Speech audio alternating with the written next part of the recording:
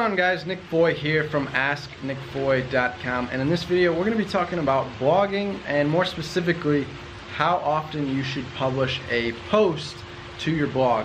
So this is a question I got from one of my email subscribers and decided to do a video lesson on it. He asked, how often should I publish a new article to his blog, because currently he's trying to publish one every single day, and it's hard to keep up with that, and he's getting burnt out, and he's thinking about slowing down and publishing less often, but he wants to make sure that he doesn't post too infrequently, that it hurts his traffic growth and hurts his overall brand. So my thoughts on this question right now, just to let you know first what I'm doing in my business. So I publish about one article every week, and there's a big reason for that. One is you don't want to publish too much because you'll get burnout, number one, but most importantly, you should be spending 80% of your time promoting your content and 20% of time creating content. So a lot of people, when they first get started, they go heavy into create, and they forget to promote that content. So what's the point of creating all of this content if nobody's actually going to see it and actually going to read it? So what I like to do is try to publish one per week, and then I could spend that whole week trying to promote that article to social media, optimizing it for SEO so that it someday will get found on Google. And then the big one is publishing it out to different influencers who can, share it with their audience. So they've already got an established audience. So you're gonna want to get it in front of them, and they could help it go viral. For example, if it's a really big influencer, they might tweet it out, Facebook post it out on their Facebook fan page. They might share it to Pinterest.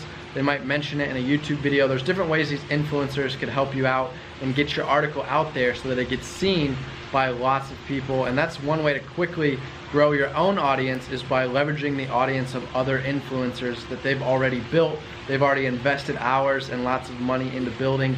So influencer networking is one of the best strategies for quickly growing a new blog.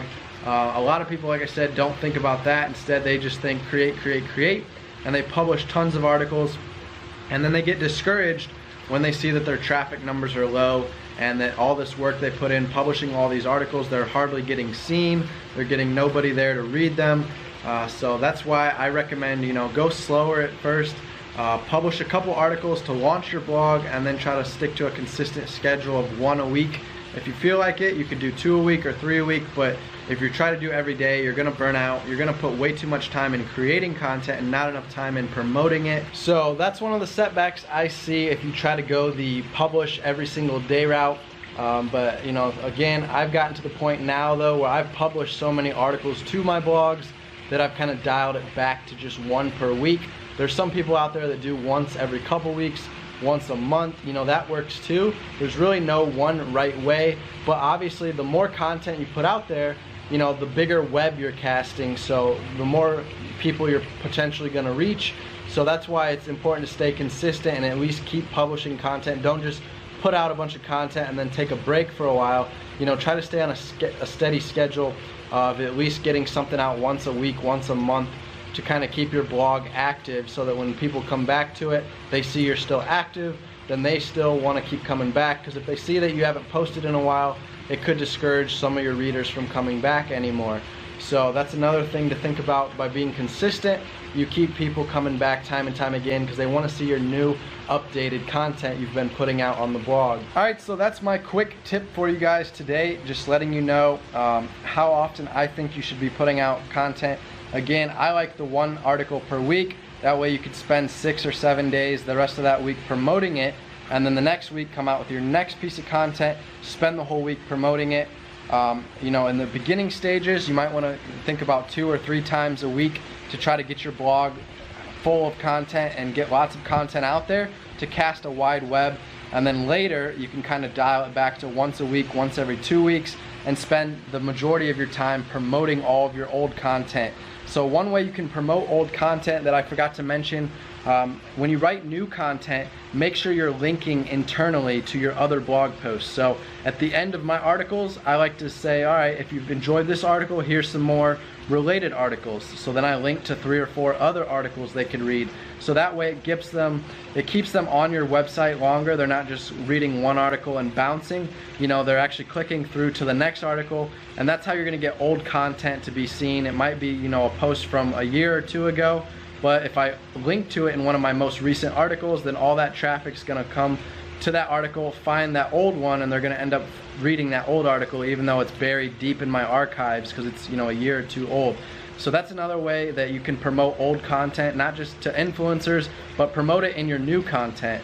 You could send out an email once in a while that promotes old blog posts, like a broadcast email to your email list. So there's other ways you could self-promote your own content to your existing audience.